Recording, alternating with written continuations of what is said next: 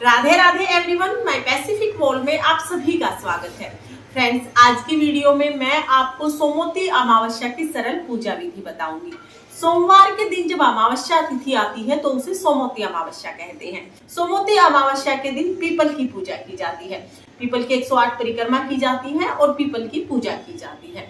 सोमवती अमावस्या का पूजन करने से महिलाओं को अखंड सुहाग की प्राप्ति होती है, घर में अन्न धन के भंडार भरे रहते हैं और सुख समृद्धि आती है।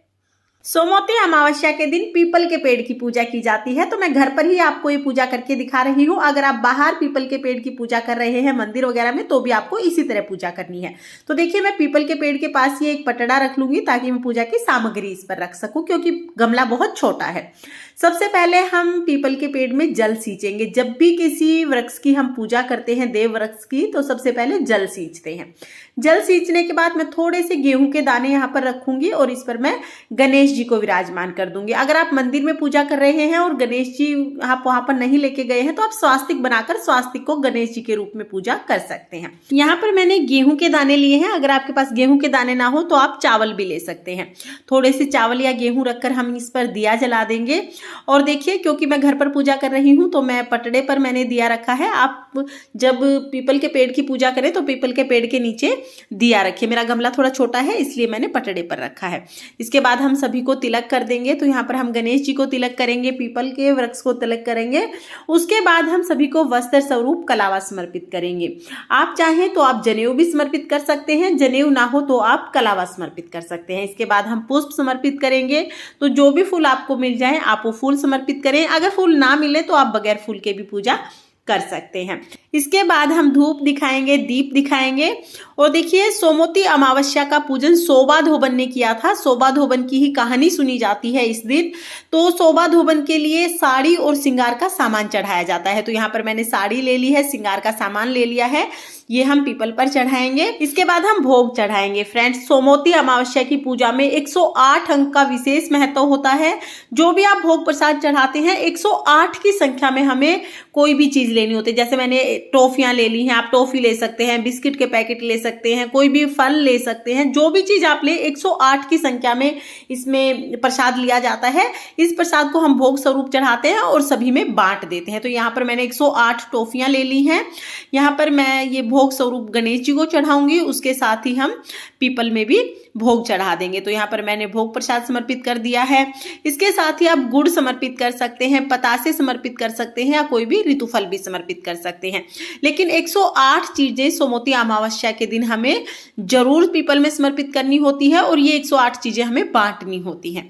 इसके बाद देखिए, हम दक्षिणा समर्पित करेंगे और कहानी सुनेंगे। कहानी सुनने के लिए मैंने यहाँ पर 1 लोटा जल ले लिया है। 1 लोटा जल लेकर हाथ में हम गेहूं के दाने लेंगे। तो अपने सीधे हाथ में गेहूं के या चावल के दाने लेकर आप कहानी सुने। सोबा धोबन की हमें कहानी सुननी होती है और साथ में ही गणेश जी की कहानी सुननी होती है। सोमवती अमावस्या की कहानी का वीडियो आपको चैनल पर मिल जाएगा। कहानी आप वहां से सुन लेना, क्योंकि अगर यहीं पर मैं कहानी सुनाऊंगी तो वीडियो बहुत लंबा हो जाएगा, इसलिए मैंने कहानी का वीडियो अलग कर दिया है। कहानी सुनने के बाद गेहूं के दाने हम पीपल में समर्पित करेंगे और उसके बाद हमें करनी है परिक्रमा। तो देखिए, कच्चे सूत से भी आप परिक्रमा कर सकते हैं, या इस तरह से कलावा लेकर आप कलावे से भी परिक्रमा कर सकते हैं।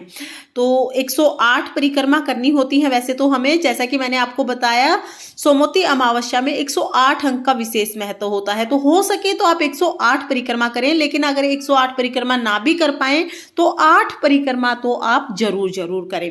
क्लॉकवाइज हमें परिक्रमा करनी होती है। परिक्रमा करने के बाद हम आरती करेंगे। तो यहाँ पर हम विष्णु भगवान की आरती करेंगे, गणेश जी की आरती करेंगे और आरती करने के बाद हाथ जोड़कर भगवान से अपने पति की लंबी उम्र, अच्छे स्वास्थ्य की कामना करेंगे, घर में सुख समृद्धि बनी रहे ये कामना करेंगे। इसके बाद देखिए, जो जल का लोटा है, कहानी सुनी थी जिससे हमने, वो हम पीपल में सींच देंगे।